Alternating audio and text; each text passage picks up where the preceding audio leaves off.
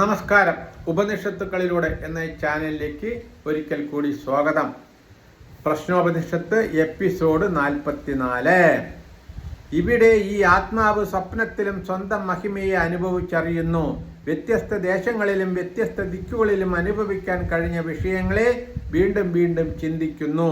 കേട്ടതും കേൾക്കാത്തതും കണ്ടതും കാണാത്തതും അനുഭവിച്ചതും അനുഭവിക്കാത്തതും ഉള്ളതും ഇല്ലാത്തതുമായ എല്ലാം കാണുന്നു, സർവവും കാണുന്നു.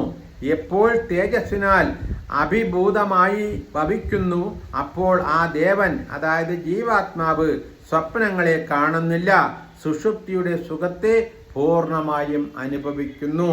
ഹേ സൗമ്യ, അനേകം പക്ഷികൾ ഒരു വൃക്ഷത്തിൽ വസിക്കുന്നത് പോലെ എല്ലാ തത്വങ്ങളും പരമാത്മാവിനെ ആശ്രയിച്ചാണ് ഇരിക്കുന്നത്.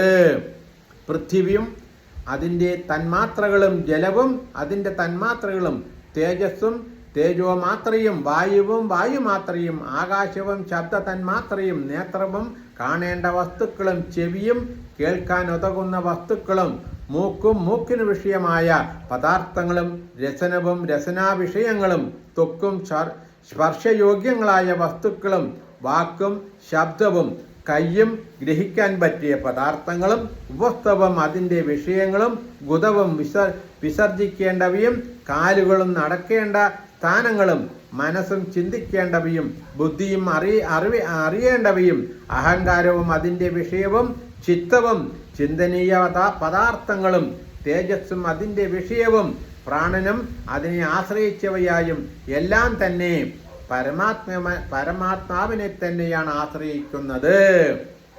ഈ കാണുന്നവനും സ്പർശിക്കുന്നവനും കേൾക്കുന്നവനും ഘ്രാണിക്കുന്നവനും രസമറിയുന്നവനും മനനശീലനും ജ്ഞാതാവും കർത്താവും വിജ്ഞാനാത്മകവുമായ ഈ പുരുഷൻ അനശ്വരനായ പരമാത്മാവിൽ തന്നെയാണ് ഒതുങ്ങുന്നത്. നമസ്കാരം. അടുത്ത് നാളെ.